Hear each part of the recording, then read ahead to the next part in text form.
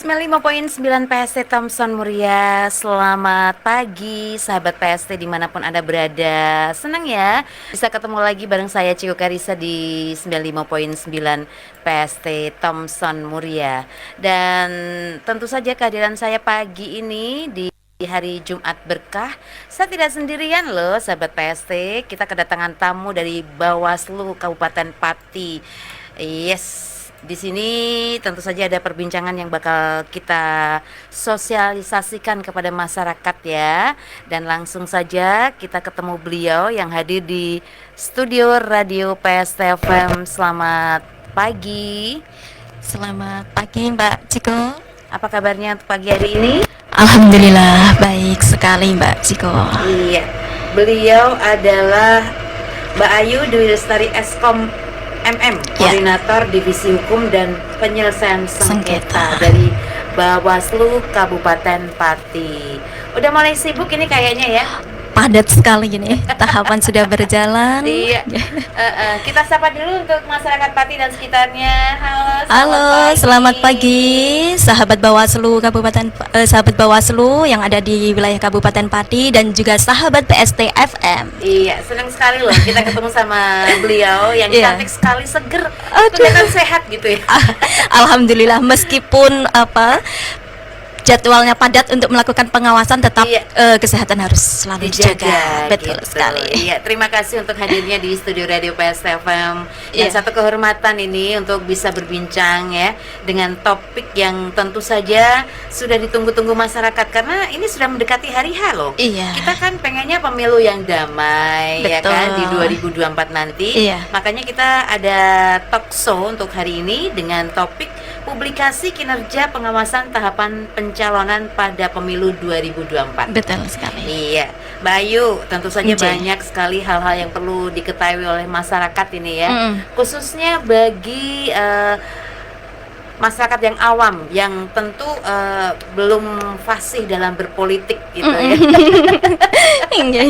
Jadi pengen tahu banyak nih tentang bagaimana cara kita ya, sahabat PST FM untuk mensiasati gitu kan ya, mensiasati agar kita tuh tidak asal saja dalam menjalankan pemilu 2024 ya. Nah, untuk itu ada pertanyaan-pertanyaan atau mungkin memperkenalkan diri dulu Mbak Ayu. Tadi sudah diperkenalkan sama Mbak Ciko. Sudah diperkenalkan. Iya, beliau itu sebagai Koordinator Divisi Hukum dan Penyelesaian Sengketa. Tentu di sela-sela kesibukan beliau, kita akan mengetahui apa saja yang perlu masyarakat ketahui tentang seluk-beluk pemilu 2024 ya. Berawal dari tahapan pencalonan itu dimulai dari kapan ini Mbak Ayu? Oh ya, jadi tahapan pencalonan presiden dan anggota DPR, DPD, DPRD provinsi dan DPRD kabupaten itu sesuai dengan PKPU nomor 3 tahun 2022 ya, tentang tahapan dan jadwal pelaksanaan pemilu itu dimulai tanggal 6 Desember 2022 sampai dengan 25 November 2023. Kemudian untuk penetapan daftar calon tetap Mbak Ciko itu kan sudah ditetapkan oleh KPU Kabupaten Pati pada tanggal 3 November 2023. Sedangkan untuk penetapan pasangan calon presiden itu sudah ditetapkan oleh KPU RI pada tanggal 13 November 2023 kemarin. Oh gitu ya. Jadi semuanya sesuai dengan tahapan, sesuai prosedur gitu ya. Begitu. Ya, sudah dilaksanakan. Sudah dilaksanakan. Jadi proses pencalonan ini cukup panjang ya. Proses pencalonan ini sudah hampir 1 tahun ya, 12 mulai dari Desember sampai dengan ini Desember lagi. Artinya kan 11 bulan. Jadi persiapannya udah matang ini ya. Matang sekali. Bagi para calon anggota dewan maupun anggota sebagai Pilpres gitu ya. Iya, jadi ini sudah masuk tahapan kampanye. Nama-nama yang sudah ditetapkan dalam daftar calon tetap ini per tanggal 28 November sudah bisa melaksanakan kampanye. Oh gitu. Jadi mulai 28 November sudah mulai bisa kampanye, kampanye. Ya. Untuk kampanyenya sendiri bagaimana ini untuk teknisnya? Jadi kampanye itu dilaksanakan pada tanggal 28 November sampai dengan tanggal 10 Februari nanti, Mbak. Begitu. Oke deh, untuk masyarakat Pati dan sekitarnya, khususnya ini bagi calon legislatif ya. Kemudian juga dari Pilpres sendiri, calon presiden dan wakil presiden juga sudah mulai berkampanye aktif ini ya, untuk bisa di media sosial bisa nih, Mbak Ayu. Untuk kampanye di media sosial bisa, tetapi untuk iklan di media sosial belum bisa. Oh gitu ya. Oke, ini ada juga yang menyapa banyak sekali loh ini. Kordif Pengairan hadir gitu. Aduh, halo, selamat pagi Pak Kordif Pengairan. Iya, ada Mas Ilham Purwanta juga. Selamat pagi ya. Hadir juga. Salam kemudian pagi juga. Mas Lutfi Hakim, selamat pagi. Lex Sofah ya atau Solek ini. Sofah ya. Banyak sekali ya Mbak ya. Salam awas, salam sehat. Ibu Ayu Dwi Lestari Eskom MM gitu. Siap, salam awas juga sahabat Bawaslu. Iya, jadi ini hati-hati ya kalau deket sama Bu Ayu. Pengawas soalnya. Iya. Jadi kalau ada sesuatu yang tidak sesuai dengan peraturan, tentu ada tindakan-tindakan yang akan dilaksanakan ya. Oke. Baik Ibu Ayu, kembali kita bicara tentang bagaimana pengawasan tahapan pencalonan anggota DPRD Kabupaten Pati pada pemilu 2024 ya. Tadi sudah dijelaskan tahapan pencalonan presiden dan anggota DPR sesuai dengan PKPU nomor 3 tahun 22 dimulai 6 Desember 2002 sampai dengan 25 November 2003 ya. Jadi penetapan DCT itu 3 November. Kita sudah informasikan dari media cetak, media sosial, kemudian elektronik juga semuanya sudah direngkus sama KPU untuk mempromosikan atau mensosialisasikan kepada masyarakat kemarin. Kemudian penetapan paslon pada 13 November ya. Nah, ada berapa partai politik sih Bu untuk peserta pemilu di Kabupaten Pati ini? Kalau di Kabupaten Pati itu ada 18 partai politik ya. Kalau secara nasional itu ada 18 partai politik juga, dan yang di lokal Aceh itu terdapat 6 partai politik peserta pemilu. Jadi totalnya 24 ada 24 partai politik. Oke, jadi 18 untuk nasional dan 6 untuk wilayah Aceh dan sekitarnya gitu. Mungkin bisa dijelaskan siapa aja nih untuk peserta pemilunya? Dari 18 partai politik yang peserta pemilu yang ada di Kabupaten Pati ya Mbak Jiko ya, saya sebutkan ya, ada PKB, saya nyebutnya akronim saja langsung. Iya, nggak apa-apa. PKB, kemudian Gerindra, PDI Perjuangan, Golkar, Nasdem, Partai Buruh, Partai Gelora, Partai PKS, PKN, Hanura, Partai Garuda, PAN, PBB, Demokrat, PSI, Perindo, P3 dan Partai Umat. Waduh, ini bisa untuk masyarakat ya, calon-calon anggota legislatif yang sudah mulai gerilya. Sudah pada gerilya ya, sudah mulai gerilya dan sudah mulai mengkampanyekan diri sendiri ya kepada publik, kepada masyarakat mengenai inspirasi, kemudian juga visi misinya, programnya apa aja. Kan harus jelas, jadi masyarakat tahu nanti kalau pada masa pencoblosan ngerti, oh ini visi misinya ke depan begini, karena mewakili rakyat. Untuk rakyat juga gitu. Oke, sukses ya buat Mbak Ayu ini. sama rekan-rekan di Bawaslu. Semoga selalu diberikan kesehatan ya untuk mengawal proses pemilu ini.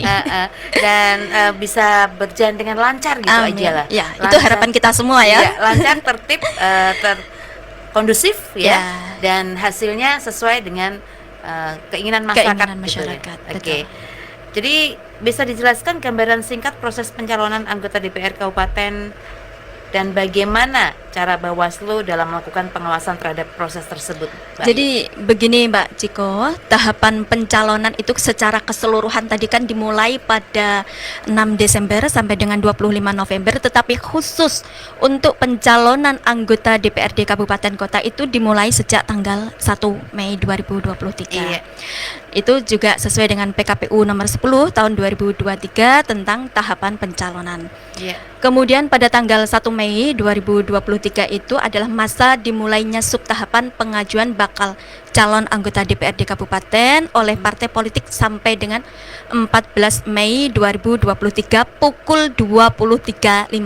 Itu adalah sub tahapan pengajuan bakal calonnya ya. Iya, betul. Nah, di Kabupaten Pati ya, di Kabupaten Pati berdasarkan hasil pengawasan melekat kami yang telah kita lakukan pada tanggal 14 Mei 2023 Iya. pukul 23.59 tadi Iya. itu terdapat 17 partai politik yang mengajukan bakal calon anggota legislatif ya, anggota DPRD Kabupaten Pati dengan Iya. total 681 bakal calon. Banyak banget ya, Ya. Mbak Ayu ya. Wah, Iya, luar biasa. 600. Tepuk tangan dong.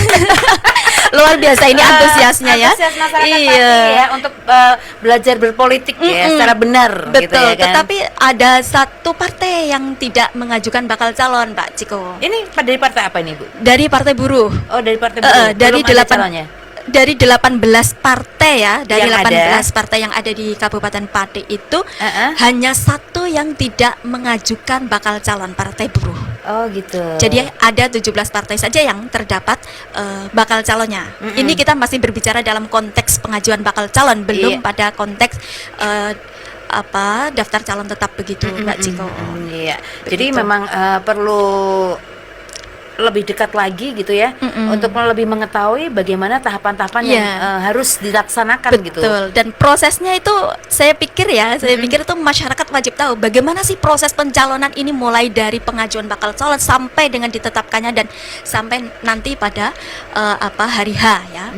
Masyarakat menggunakan hak suaranya untuk memilih calon wakil rakyatnya. Oke, Begitu, Mbak Ciko. luar biasa. Tepuk tangan untuk Bawaslu dan Mbak Ayu ini Iya. ya. Luar biasa. Ini pekerjaan yang sangat berat sampai dengan Iya, kita sama itu selalu mengawasi sampai dengan 2359 loh. Iya. menanti adanya partai politik ya, sampai dengan batas waktu yang ditentukan masih ada nggak yang berusaha untuk mengajukan bakal calon pada saat itu. Oke. Kemudian Mbak Ciko ya, tadi kan Mbak Ciko menanyakan bagaimana gambarannya sih proses pencalonan Iya. itu. Kemudian setelah sub tahapan pengajuan bakal calon itu sudah dilakukan Mbak Ciko, Iya. kemudian dilanjutkan verifikasi administrasi oleh verifikator KPU Kabupaten Pati. Oh gitu ya. Jadi Ya. verifikasi dari para peserta ini ya.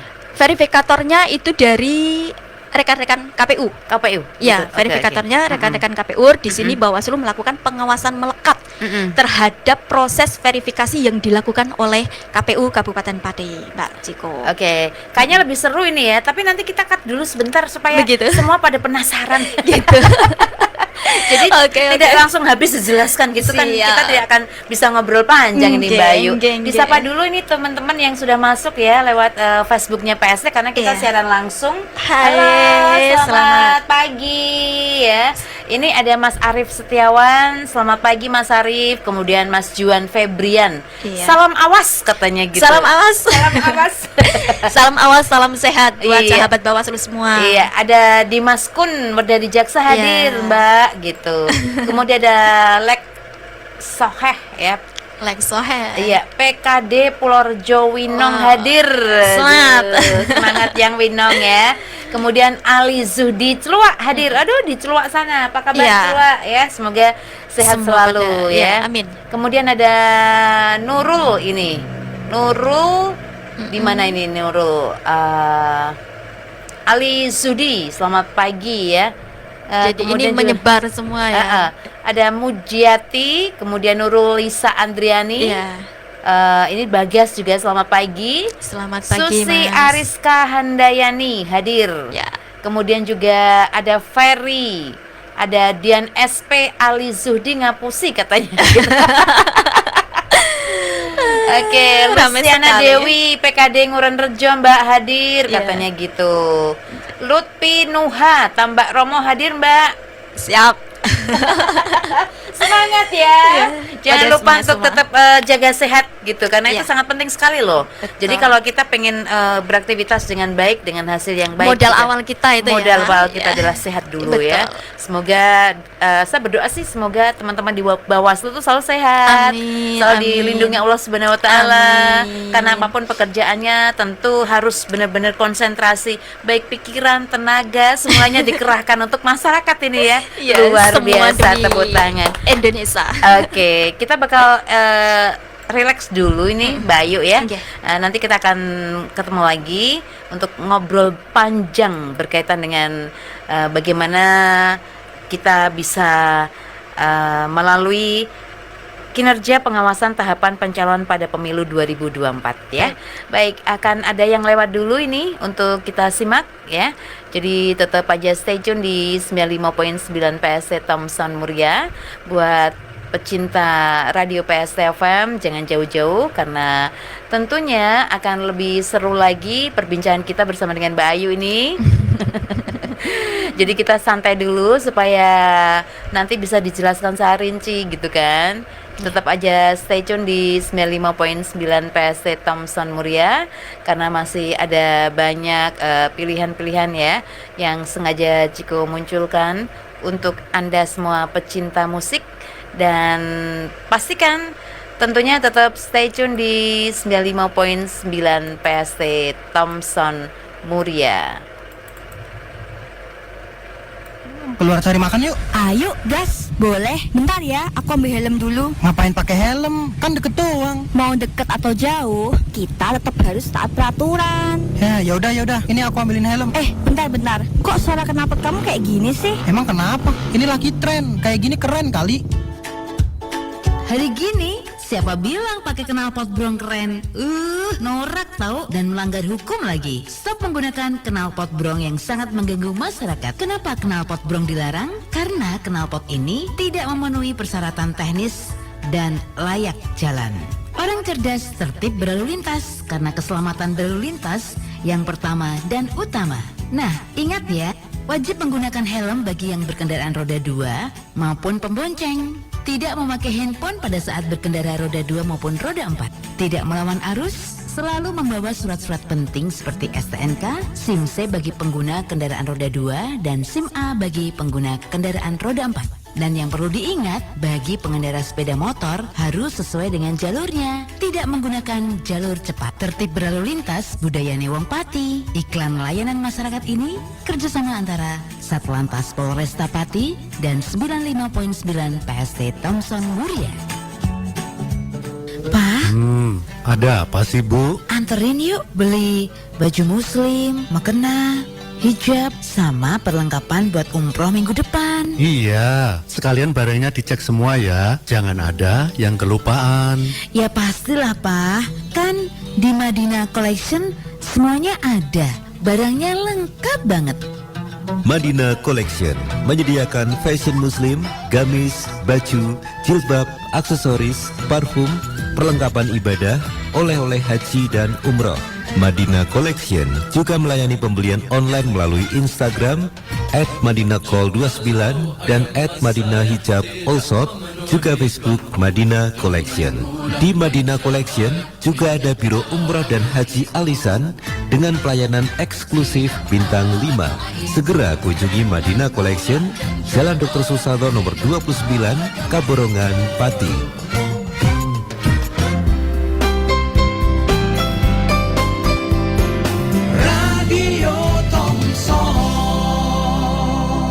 PST FM Radio Thomson Muria.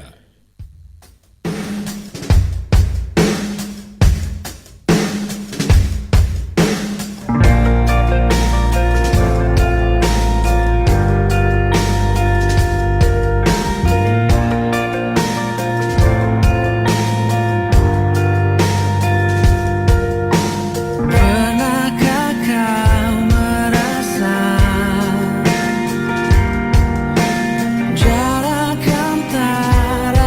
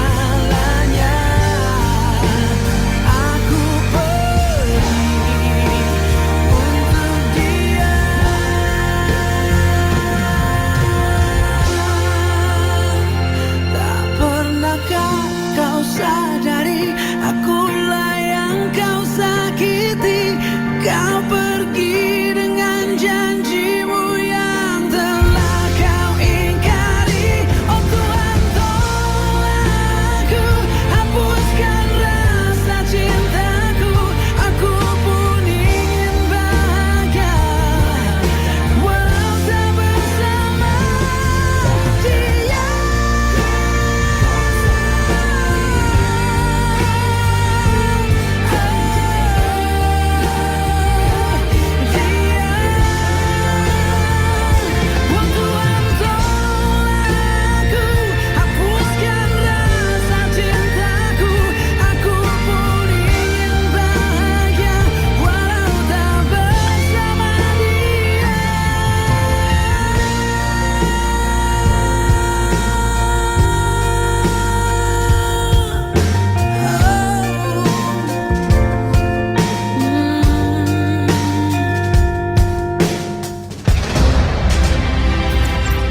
Jaga tetap sehat dengan Jatah 9. Pak, Ada apa sih, Bu? anterin yuk beli baju muslim, mukena, hijab, sama perlengkapan buat umroh minggu depan. Iya, sekalian barangnya dicek semua ya. Jangan ada yang kelupaan. Ya pastilah Pak, kan di Madinah Collection semuanya ada, barangnya lengkap banget. Madinah Collection menyediakan fashion muslim, gamis, baju, jilbab, aksesoris, parfum, perlengkapan ibadah, oleh-oleh haji dan umroh. Madinah Collection juga melayani pembelian online melalui Instagram @madinahcall29 dan @madinahhijab_allshop, juga Facebook Madinah Collection. Di Madinah Collection juga ada Biro Umroh dan Haji Alisan dengan pelayanan eksklusif bintang 5. Segera kunjungi Madinah Collection, Jalan Dr. Susalto nomor 29, Kaborongan, Pati.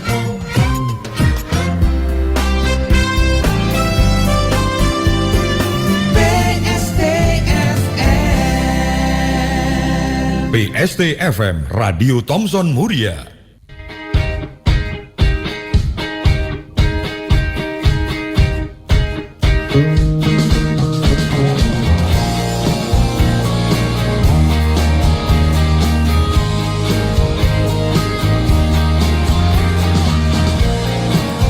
Poin 9 PST Thomson Muria. Oke, balik lagi nih sahabat PST dimanapun Anda berada, dan tentu saja kita masih bersama dengan beliau yang hadir di studio Radio PST FM, yaitu Ibu Ayu Dwi Lestari Eskom MM, Koordinator Divisi Hukum dan Penyelesaian Sengketa dari Bawaslu Kabupaten Pati. Masih tetap cerah ceria ya. Ini yang melihat banyak banget ini dari media sosial, ternyata wow, semuanya pada ikut eksis gitu ya. Antusias masyarakat. Iya, antusias masyarakat. Tentu saja kita masih berbincang masalah publikasi kinerja pengawasan tahapan pencalonan pada pemilu 2024. Betul sekali. Yes. Tentu saja Ibu Ayu bisa dijelaskan lagi, tadi kan ada pertanyaan gambaran singkat proses pencalonan anggota DPRD Kabupaten Pati dan bagaimana cara Bawaslu ini dalam melakukan pengawasan terhadap proses tersebut. Jadi masyarakat bisa lebih jelas nantinya gitu.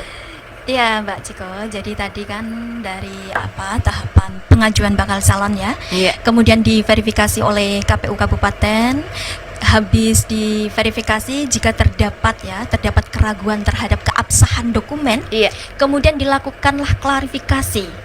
Contoh sederhananya seperti ini Mbak Ciko, misalkan ada ijazah ya dari bakal calon X yang tertulis di SMA 1 Tayo, namun di dalam legalisir dan cap stempel itu tertulis SMA Negeri 1 Tayo, sehingga itu kan terdapat perbedaan antara SMA Tayo, SMA 1 Tayo dan SMA Negeri 1 Tayo. Itu bagaimana nih? Ya, makanya jadi oleh KPU Kabupaten Pati ya, kemudian Bawaslu melakukan pengawasan melekat terhadap klarifikasi tersebut kepada Dinas Pendidikan begitu, untuk memastikan ya, apakah yang dimaksudkan SMA 1 Tayu itu sama dengan SMA Negeri 1 Tayu. Oke. Begitu. Hasil klarifikasi klarifikasi oleh Dinas Pendidikan, Iya. memang ada perubahan nomenklatur. Yang semula SMA 1 Tayu sekarang menjadi SMA Negeri 1 Tayu. Iya. Nah, hasil dari klarifikasi tersebut sehingga itu secara administrasi dari ijazah calon X tadi itu memenuhi syarat. Oke, luar biasa. Ini dari Bawaslu sudah menjelaskan ya, walaupun nanti berbeda itu nanti ternyata bisa diklarifikasi pada instansi yang berwenang. Kemudian apalagi yang perlu diketahui ini, Mbak Ayu? Ya. Kemudian ya setelah ditetapkan DCS ya, Mbak. Setelah ditetapkan DCS itu kan mohon maaf. Kemudian tadi kan dilakukan verifikasi dan klarifikasi. Iya. Itu masih ada tahapan lagi. Oh, tahapan apa lagi nih, Mbak Ayu? Masih ada tahapan lagi, pengajuan perbaikan. Oh, gitu ya. Jadi setelah Pengajuan- diklarifikasi ada perbaikan Ya, gitu. ada perbaikan, kemudian masih dilakukan verifikasi administrasi perbaikan lagi, barulah ditetapkan daftar calon sementara, Mbak Ciko. Iya. Luar biasa ya. Iya. Pekerjaannya banyak banget ini Bawaslu. KPU dan Bawaslu. Oh iya, tentunya. betul. Terus apalagi yang perlu diketahui ini, Mbak Ayu? Iya. Jadi setelah ditetapkan DCS ya, nama-nama tersebut, nama-nama bakal calon itu masih bisa dicoret, Mbak. Oh. Masih bisa diganti, masih bisa di TMS-kan. Nah, jadi saya sedikit flashback kemarin ya pada pasca penetapan DCS, Bawaslu Kabupaten Pati itu memberikan saran perbaikan kepada KPU Kabupaten Pati terhadap temuan hasil pengawasan kami. Oh, Jadi gitu ya. kami setelah diumumkan DCS oleh KPU Kabupaten Pati, kemudian Bawaslu Kabupaten Pati menginstruksikan kepada jajaran kami untuk melakukan pencermatan Iya. terhadap daftar calon sementara yang diumumkan oleh KPU. Hasil pencermatan tersebut kita masih mendapati ada beberapa nama yang memang calon-calon yang berprofesi khusus itu diwajibkan mundur. Iya. Tetapi mereka ya calon-calon tersebut yang diatur di dalam PKPU 10 itu diwajibkan mundur itu belum mengajukan mundur. Oh. Belum mengajukan permohonan mundur kepada KPU. Gitu bisa Belum ya. menyerahkan administrasinya. Oke, jadi kalau sudah ditetapkan DPT tadi DCS ya, kemudian ada yang mundur itu bisa juga ya? Bisa terjadi juga ini, Bu Ayu ya? Iya, Oh. bisa terjadi, masih ada ruang untuk diganti. Sampai kapan itu batasnya, Ibu Ayu? Jadi kemarin begini, pada setelah ditetapkan DCS setelah ditetapkan DCS itu ada ruang pencermatan rancangan DCT. Apa itu ya? Bisa dijelaskan? Nah, biar orang awam ini masyarakat tahu sejelas-jelasnya ini, Mbak Ayu. Rancangan pencermatan DCT. Jadi di dalam subtahapan rancangan pencermatan DCT itu dari partai politik itu masih bisa diberikan ruang untuk mengganti bakal-bakal calon tersebut. Oh, gitu ya. Masih diberikan. Kalau dirasa ini ternyata tidak aktif dan kurang berpengaruh gitu, misalnya bisa diganti calon yang lainnya gitu. Bisa. Oh, gitu ya. Kemudian masih ada penggantian foto yang di dalam DCS itu masih bisa diganti. Misalkan penukaran dapil yang semula, misalkan contoh saya ini didaftarkan di dapil 1 tetapi dalam pencermatan rancangan DCT itu oleh partai politik saya akan dipindah di dapil 4 katakanlah begitu. Itu masih bisa. Masih bisa ya. Meskipun sudah ditetapkan sebagai daftar calon sementara. Begitu, Mbak. Jadi dalam ini kurun waktunya masih ada waktu untuk memperbaiki seperti itu? Iya, kemarin masih bisa. Ya, tetapi kalau sekarang sudah tidak bisa. Oh, ini sekarang sudah udah final. Batasnya udah habis ya? Sudah habis. Tanggal 3 November kemarin itu sudah. Oke. Begitu, Mbak. Iya, baik sahabat PST dimanapun Anda berada. Jadi Anda tahu ya yang kemarin-kemarin sempat yang namanya politik Anda tidak mengetahuinya, bagaimana perjalanan kita untuk bisa sampai di kursi DPRD nantinya bagi bakal calon anggota legislatif ya. Tentu hal ini sangat penting untuk diinformasikan untuk masyarakat gitu. Ini adalah edukasi ya kepada masyarakat berkaitan dengan bagaimana kita mengetahui tata cara yang terbaik publikasi kinerja pengawasan tahapan pencalonan pada pemilu 2024 gitu. Ada yang perlu dijelaskan lagi, Mbak Ayu? Jadi kemarin itu Bawaslu Kabupaten Pati memberikan saran perbaikan terhadap temuan-temuan yang telah dilakukan oleh jajaran pengawas kami yang ada di tingkat bawah, di tingkat kecamatan dan di tingkat desa. Masih ditemukan ya, masih terdapat adanya bakal calon legislatif itu yang berprofesi khusus yang diwajibkan mundur begitu, tetapi mereka belum menyerahkan administrasinya tersebut. Begitu. Masih ada yang seperti itu Masih ya? ada kemarin. Oke, itu. jadi Sehingga kami memberikan saran perbaikan kepada KPU. Oleh KPU mengklarifikasi atas saran perbaikan yang diberikan oleh Bawaslu. Hasil klarifikasi tersebut benar adanya, memang mereka berprofesi khusus yang diwajibkan mundur dan mereka memang belum menyerahkan mohon maaf untuk mengajukan surat pengunduran dirinya kepada instansi yang berwenang.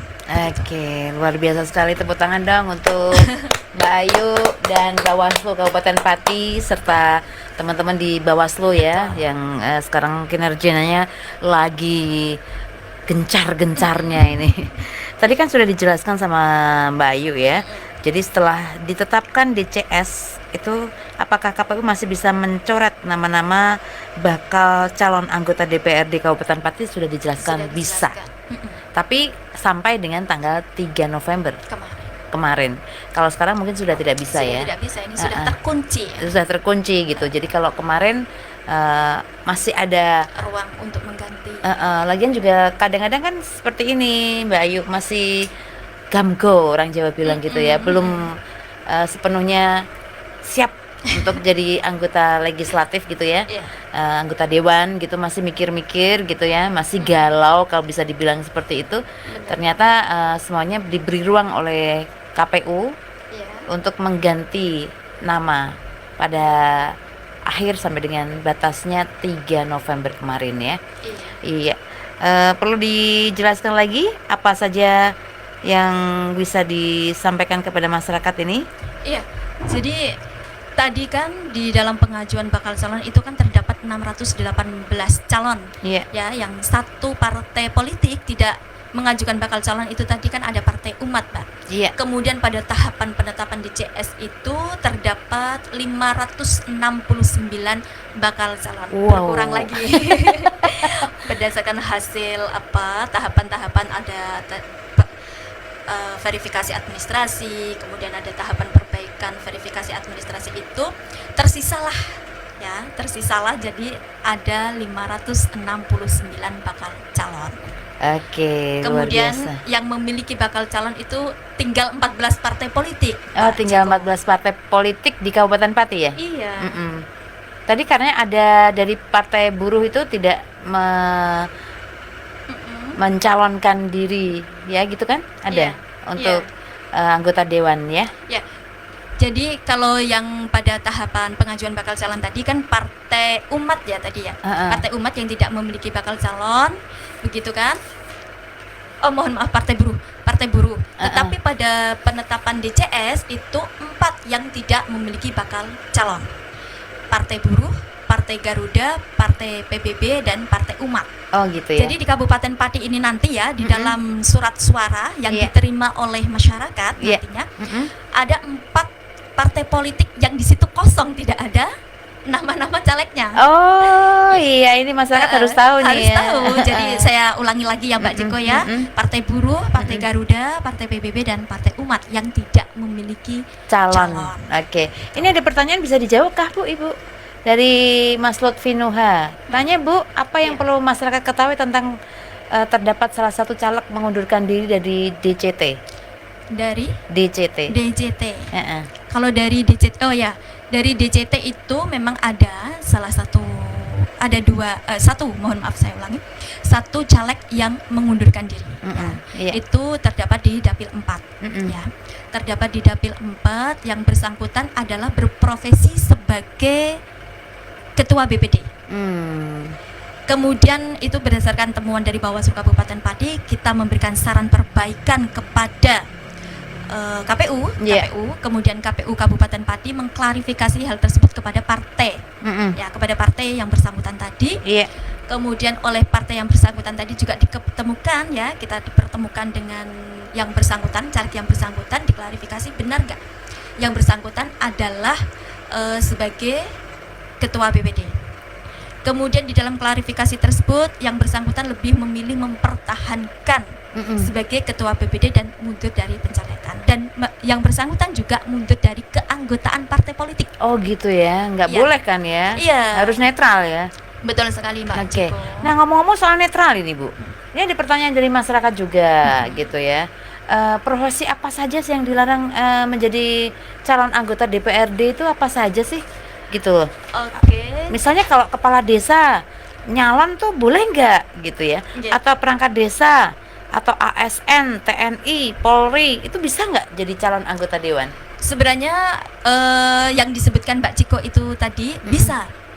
Mereka bisa menjadi anggota dewan. Tapi setelah mundur gitu. Kayaknya sih itu ya. Iya, jadi mereka wajib mundur Iya. ya. Wajib mundur dan menyerahkan SK pemberhentiannya maksimal adalah tanggal 3 Desember. Kemarin Kasus-kasus seperti itu banyak, Bu. di Kabupaten Pati kemarin yang untuk penyerahan SK pemberhentian ya. Di Kabupaten Pati itu sudah clear di proses tersebut itu tanggal 3 November. Iya. Jadi pas penetapan DJT mereka sudah clear. Sebenarnya masih ada ruang kan begitu sesuai dengan surat keputusan KPU RI nomor 1035 bahwa calon yang berprofesi khusus yang diwajibkan mundur itu dapat menyerahkan SK pemberhentian paling lambat 1 bulan pasca penetapan DJT. Tetapi alhamdulillah untuk di Kabupaten Pati tanggal 3 November itu sudah clear semua, sudah menyerahkan SK pemberhentian semua. Waduh, luar biasa ya. Dan ini ternyata masyarakat itu Iya. benar-benar kalau memang sudah yakin untuk menjadi calon legislatif ya harus milih gitu ya. Tidak dilematis gitu. Ya, mereka mantap. Sudah mantap harus sesuai Mantap. dengan pilihannya Betul gitu. sekali. Iya, ini untuk syarat-syarat menjadi calon anggota dewan itu apa aja sih, Bu? Jadi sesuai dengan PKPU 10 tahun 2023 ya, di pasal 11 ayat 1 ya. Jadi syarat-syaratnya itu diantaranya harus berusia 21 tahun, kemudian bertakwa kepada Tuhan Yang Maha Esa, Iya. bertempat tinggal di wilayah negara kesatuan Republik Indonesia, dapat berbicara, membaca atau menulis dalam bahasa Indonesia, Iya.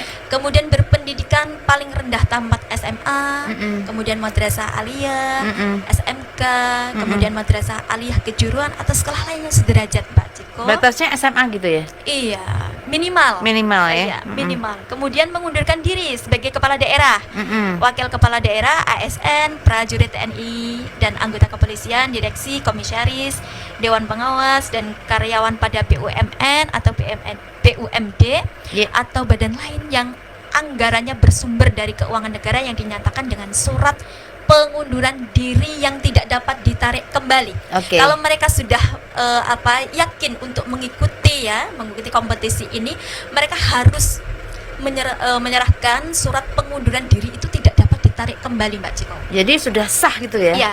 Harus sesuai dengan Harus. peraturan yang ada gitu. Betul. Kemudian di ayat 2-nya ya, selain profesi-profesi yang saya sebutkan di atas tadi, itu yang wajib mengundurkan diri juga adalah bakal calon yang berprofesi sebagai kepala desa, perangkat desa atau anggota BPD Iya. yang dinyatakan surat pengunduran diri yang tidak dapat ditarik kembali.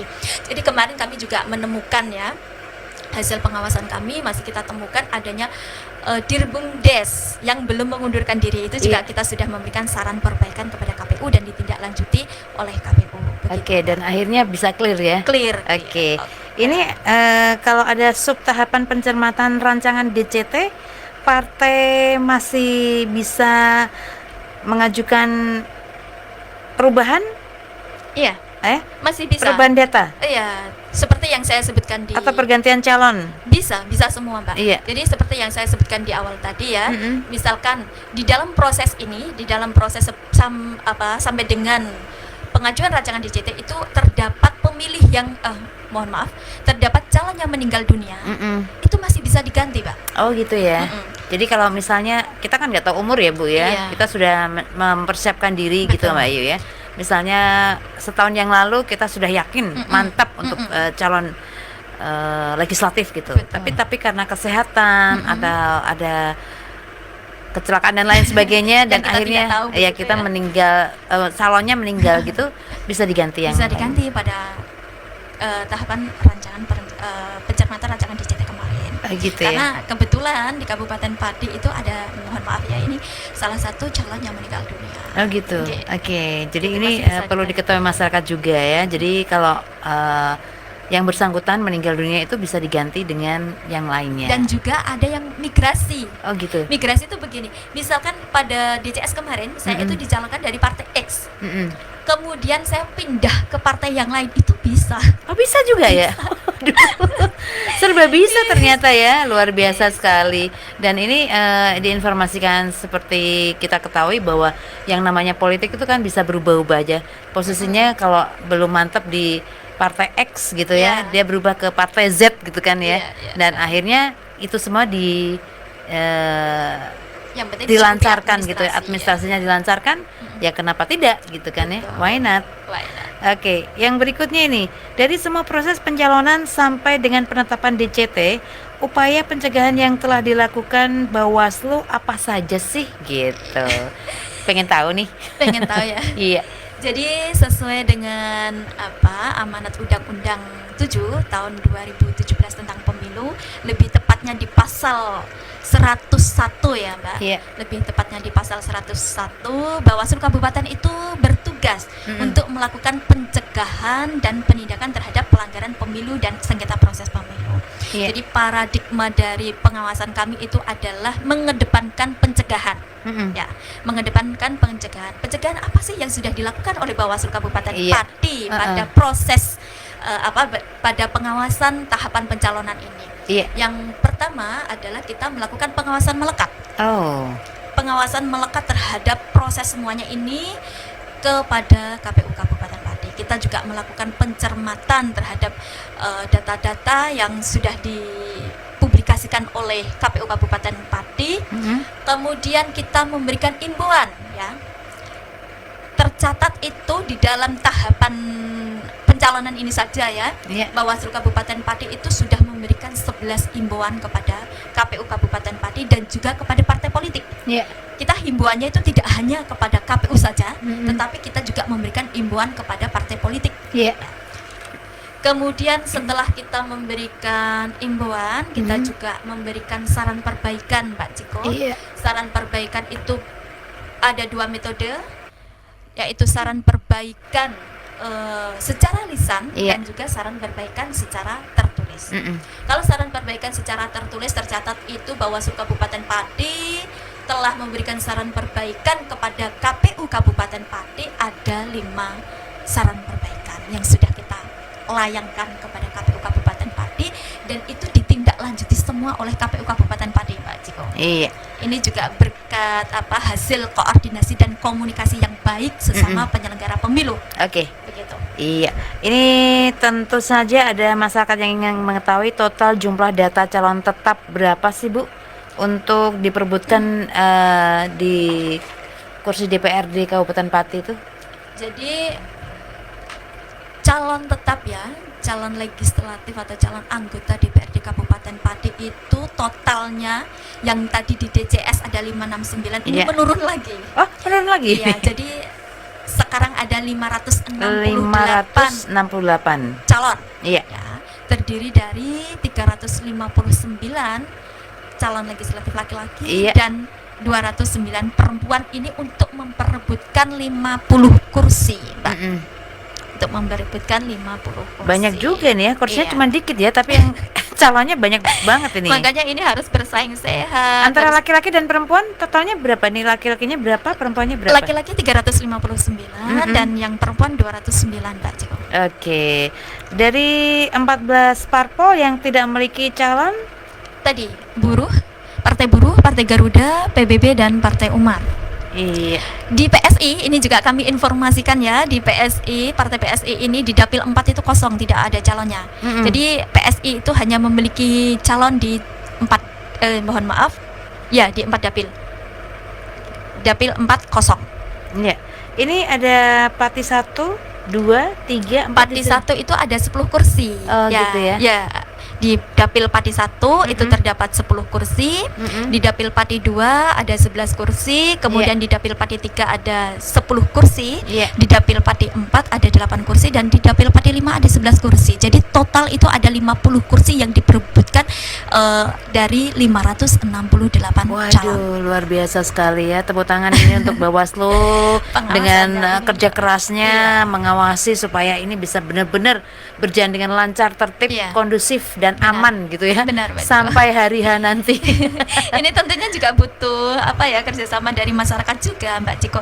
Jadi memang secara secara substantif substantif pemilu ini sukses itu menjadi tanggung jawab kita bersama. Tidak hanya Bawaslu saja, tapi begitu. masyarakat, Betul. kemudian juga KPU gitu loh, juga semua lini gitu ya. Betul. Elemen masyarakat harus saling bahu membahu karena apa yang terjadi adalah untuk memilih calon anggota DPRD dan calon presiden yang terbaik untuk kita gitu. Betul sekali, Mbak Ciko. Iya, berikutnya ada pertanyaan ini, Mbak Ayu. Iya. Apakah pasca ditetapkan daftar calon tetap, KPU masih bisa membatalkan calon tetap tersebut gitu? Jadi begini, Mbak, di dalam PKPU nomor 10 tahun 2023 ya, pasal 87 ayat 1, KPU itu dapat membatalkan nama calon tetap anggota DPR, DPRD provinsi dan DPRD kabupaten dalam DCT sebagaimana dimaksud dalam pasal 84 itu, jika calon tetap anggota DPRD provinsi dan DPRD kabupaten itu meninggal dunia. Itu dicoret. Tetapi tidak dapat diganti lagi, Mbak. Berbeda dengan ruang sebelumnya ya, pada saat DCS.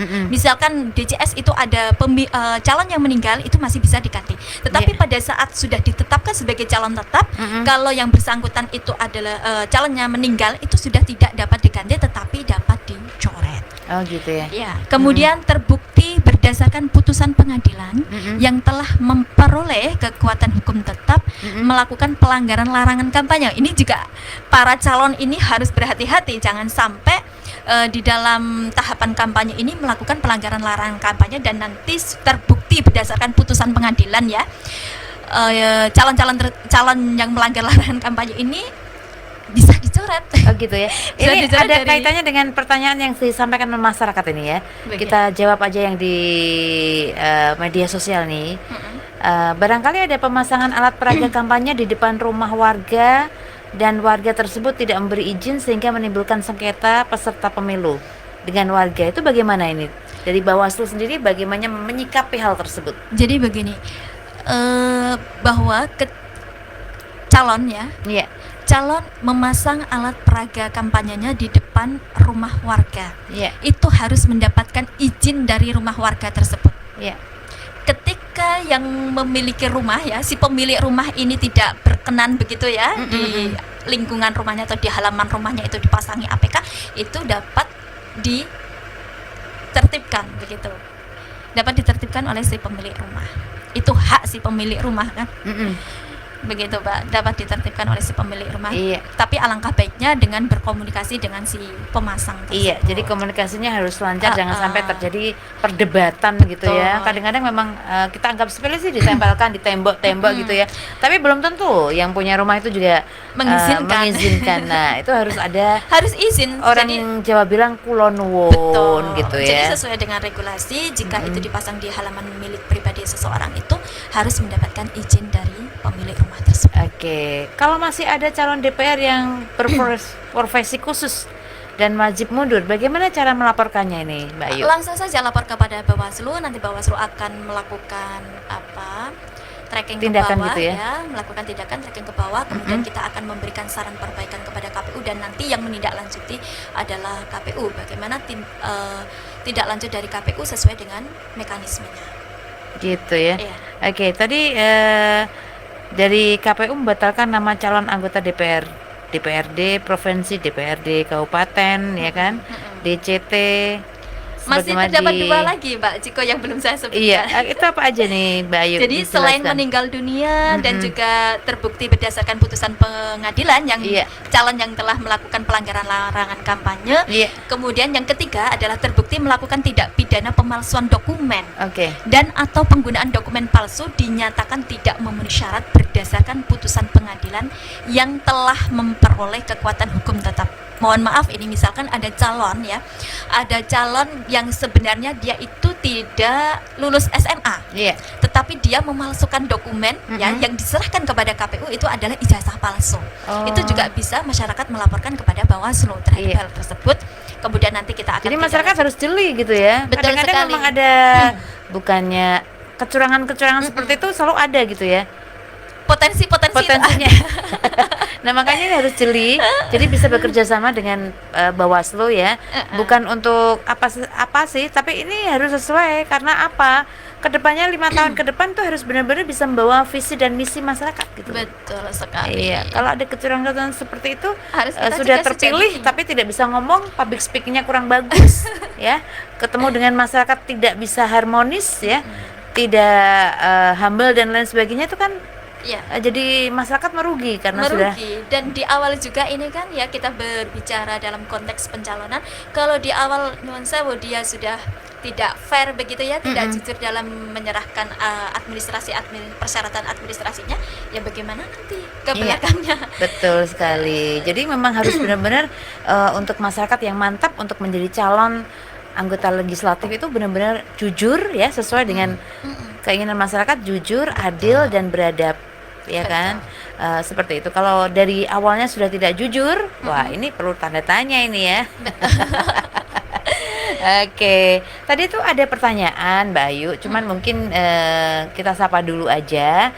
Tapi pertanyaannya di luar konteks ya, karena topik kita berbeda gitu. Jadi ada yang di lotek Ibu Salamah tadi ya mengatakan bahwa kalau ada misalnya berita-berita hoax tentang kampanye itu bagaimana menyikapinya, itu nanti ada topik kita berikutnya kalau kita berbincang dengan topik yang lain gitu Iya, ya. iya. Jadi kalau ada berita hoax di media sosial, laporkan saja ke Bawaslu begitu. Iya. Kita ada WA centernya. Oh, Jadi gitu. untuk sahabat Bawaslu yang ada di Kabupaten Pati bisa itu follow IG-nya Bawaslu Kabupaten Pati, di situ tercantum WA centernya. Ketika masyarakat mendapati adanya dugaan-dugaan pelanggaran Iya. pemilu ya. Iya, kecurangan-kecurangan gitu yang terjadi. Apalagi di tahapan kampanye Black ini. kampanye kan ada ya, Betul, biasanya black kayak gitu. campaign. Saling menjatuhkan Betul gitu sekali. kan. Itu segera laporkan saja kepada Bawaslu. Nanti Iya. Bawaslu akan melakukan kajian dan menindaklanjutinya. Begitu. Oke, iya. Terima kasih Mbak Ayu. Ini luar biasa sekali penjelasannya dari A sampai Z ya, masyarakat jadi jelas gitu. Perbincangan kita ternyata sudah 1 jam. Iya. Jadi Tak kan terasa. kalau kita ngomong tuh nggak ingat waktu gitu ya. Pengen bisa dijelaskan lagi kesimpulannya apa ini? Kesimpulannya dari Bawaslu sendiri untuk menyikapi topik perbincangan kita yang berkaitan dengan publikasi kinerja pengawasan tahapan pencalonan anggota DPRD Kabupaten Pati pada pemilu 2024. Iya, Mbak. Jadi kesimpulannya begini.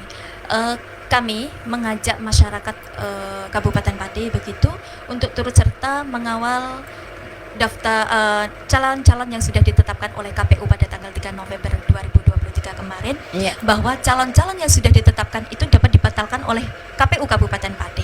Ketika mendapati 4 poin tadi yang sudah saya sebutkan di atas tadi, Iya. masyarakat dapat melaporkan kepada Bawaslu Kabupaten Pati agar nanti Bawaslu Kabupaten Pati dapat memberikan saran perbaikan kepada KPU Kabupaten Pati sehingga untuk mencoret calon-calon tetap yang tidak memenuhi syarat lagi. Begitu. Oke. Jadi begini, Pak. Kenapa kami mengajak masyarakat? Iya. Ya, karena jumlah SDM ya jajaran kami itu sangatlah terbatas. Iya. Jangkauan kami untuk memasuki ruang privasi para calon-calon itu sangat terbatas, sehingga Iya, kita betul sekali. turut serta menggandeng ya, menggandeng masyarakat. Masyarakat. Mata dan telinga kami kita titipkan kepada masyarakat. Iya. Begitu, Mbak Ciko. Oke, jadi ini satu himbauan kepada masyarakat ya untuk ikut serta berpartisipasi, saling take and give, memberi dan Take and menerima give, gitu ya. betul. Supaya nanti kinerja Bawaslu juga bisa lebih baik lagi untuk mengadakan pengawasan supaya tidak terjadi kecurangan, kemudian juga hal-hal yang melenceng dari pengawasan ya, berkaitan dengan pencalonan dan pengawasan calon anggota Dewan DPRD Kabupaten Pati. Iya, terima kasih loh Mbak Ayu sudah Iya, menjelaskan banyak sama-sama, banget. Mbak Cik. Kita sapa sekali lagi untuk masyarakat. Halo. Terima kasih. Ini banyak banget loh. Kita sapa dulu ya. Ada Batesa Gambar Bambang Tejo, Halo, PKD Mas. Semampir hadir katanya gitu. Nur Daiman hadir. Ada Yuda El Syada, bersama rakyat mengawasi pemilu, bersama Bawaslu tegakkan keadilan pemilu. Luar biasa ya. Awas. Salam awas. Iya, salam awas. Awas sehat dan awas untuk tetap mengawasi pemilu ini berjalan dengan lancar, tertib dan kondusif ya. Benar sekali. Oke, sukses untuk Ibu Ayu. Terima kasih kehadirannya di studio Radio PST Thomson Muria. Beliau sengaja untuk meluangkan waktu di sela-sela kesibukannya yang sangat luar biasa. Ini merupakan anugerah terindah yang pernah saya miliki. Waduh, bisa berbincang dengan beliau ya. Ibu Ayu Dwi Lestari Eskom MM, Koordinator Divisi Hukum dan Penyelesaian Sengketa. Dan apa yang disampaikan beliau ini semoga bermanfaat untuk kita semuanya. Mohon maaf apabila ada salah-salah kata. Dan nantikan untuk perbincangan selanjutnya bersama dengan Bawaslu Kabupaten Pati dengan topik yang berbeda tentunya. Jadi untuk masyarakat Pati dan sekitarnya, sukseskan pemilu 2024 dengan damai ya. Oke, terima kasih sekali lagi. Wassalamualaikum warahmatullahi wabarakatuh. Waalaikumsalam warahmatullahi wabarakatuh.